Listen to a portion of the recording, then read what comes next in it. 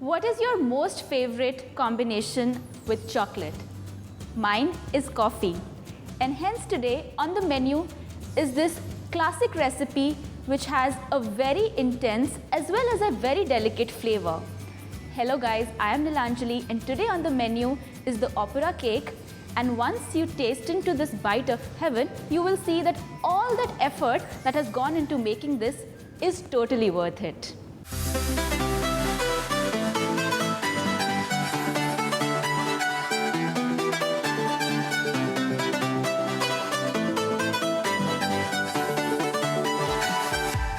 To start making our opera cake, the first step is to make a cake called Almond dacquoise. Almond dacquoise is a very light and a fluffy cake which we are going to be making it. I'm going to be taking some egg whites. I beat it a little. Add some sugar.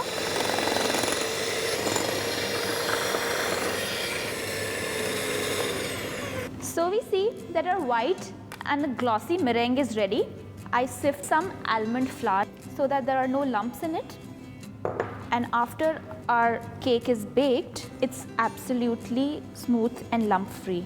So I fold in my almond flour till it's totally mixed in the meringue.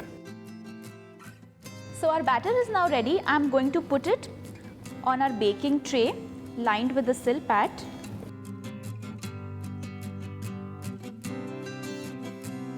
I just make sure it reaches all the sides. I tap it a little and it's now ready to go in the oven at 180 degrees centigrade for about 7 to 8 minutes. So we see that our lovely almond dacquoise is now ready. I have cut it into squares. To start assembling my opera cake, I take one layer of sponge. I take a little bit of coffee syrup and just put it on our sponge.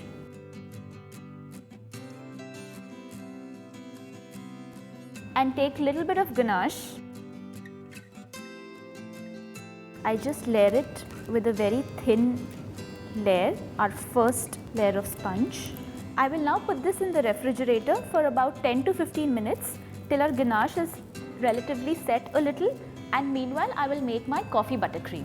So to make our coffee buttercream, I have kept some regular plain vanilla buttercream ready, and I am going to mix the coffee in it and mix it. I keep mixing it till our coffee is totally incorporated in it. So we see that our coffee buttercream is now ready. I'm going to take out my almond sponge from the refrigerator. We see that the chocolate would have set on it. I'm now going to put it upside down. I take some more of the coffee decoction. I layer it with some hard ganache, which is basically more quantity of chocolate than cream. This gives a very flavorful combination of both chocolate as well as coffee. I take another layer of my almond sponge. I take my buttercream. So I'm layering it with the first layer of buttercream, last and the final layer of almond sponge, some coffee decoction again to give that necessary moisture, and a final layer of buttercream again.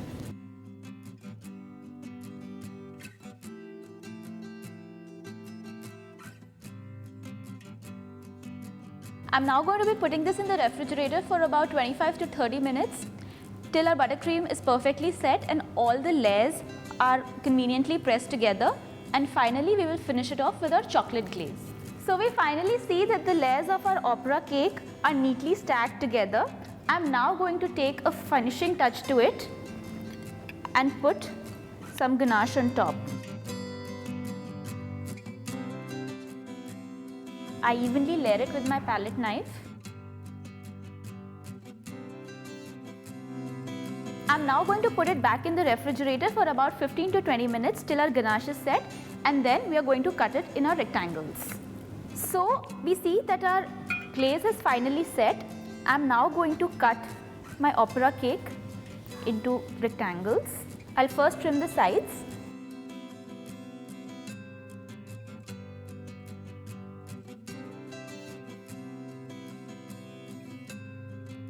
And every time I give a cut to the cake, I make sure that my knife is warm, which helps in giving clean cuts. Our opera cake is now ready to be plated.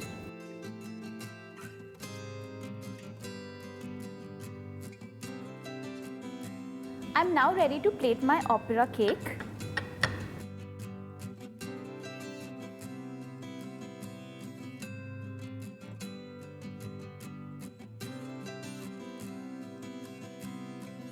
And finally, to give the finishing touch, I'm just going to write opera on top of it.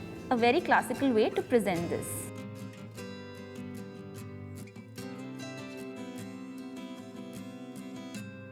If you like this classic recipe, do not forget to hit the like button, do comment below and subscribe to our channel.